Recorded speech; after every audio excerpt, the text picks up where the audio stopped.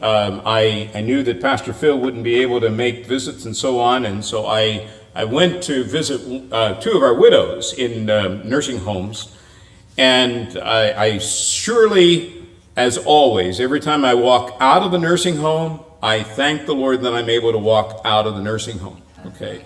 I'm grateful for the care that they're receiving and all, but I was deeply touched. Ruthie Pasco Elliott has a big quilt on her bed, or a covering on her bed. And in it, there was a picture of her sitting in her wheelchair, and she was the one that had had a stroke and so forth. And here sat on one side Nancy Pope and Rita McDonald. Remember, it's just about this time of year in 2019 when Rita went to be with the Lord. But I was reminded, you never know how these things are going to fall out in a person's life. Ruthie has been in nursing care now for a number of years because of having had a stroke. And on Thursday, when I was visiting with her, in the worst way, she wanted me to be sure that she communicated something. She's limited in what she can do. She went over to one drawer, pulls out this drawer, and sorts through a number of things, and she pulls up a little copy of the book of Psalms, and in the front is a business card from Morris McDonald, Suncoast Bible Presbyterian Church. Okay, the book of Psalms, and I had just read a psalm and prayed with her, but okay, what else does she want? Then she goes and she parks that up, and we got that stacked on this, okay, and she goes over and she opens another drawer and she pulls out one after another, and word search books and all kinds of things, and then she pulls this out, and she gets down to this and she pulls this out, and I said, okay, it's a coloring book of the Psalms. And so she has colored a number of things in there, and she asked me to please bring it and show it to you, and some of you could color a psalm in there, and let's take it back to her. It was a point where she is not able to come, and it so happened, as I was leaving, her son was coming in, just peradventure, in the providence of God, he was coming in, and I had an incredible opportunity to speak with Sean and encourage him, but they're just not able to bring her because she is utterly dead weight and so on. So we have these names in our bulletin. Remember them. Continue to remember them.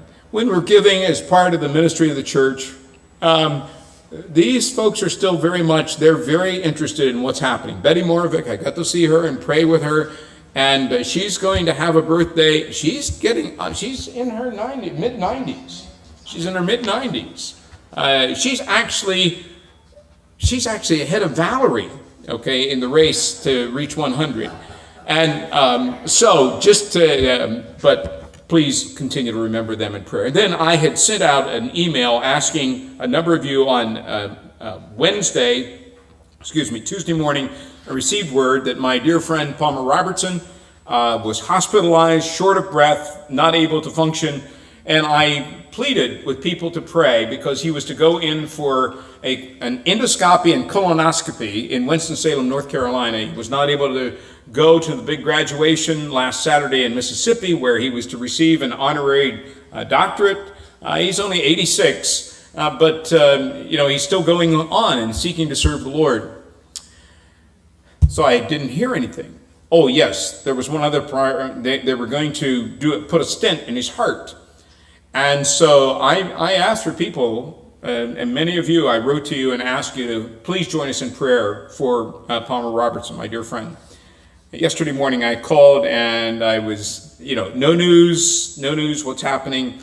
I was able to call and speak with his wife. They found nothing awry with the colonoscopy. They found nothing awry with the endoscopy.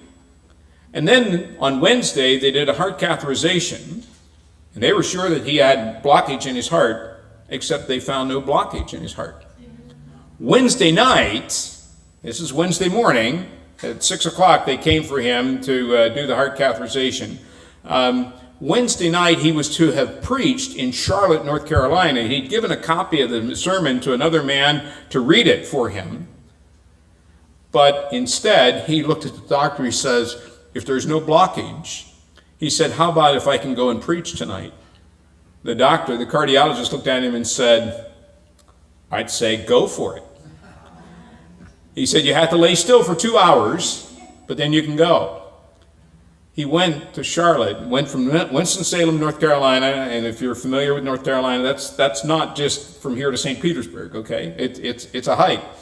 He went from Winston-Salem, went to Charlotte, got up, and he preached on Wednesday night. I'm sharing that to say to you, when we come to the time of prayer in the congregation, we're not just coming for a time out. We're talking to the God of the universe, our God. Pastor McDonald.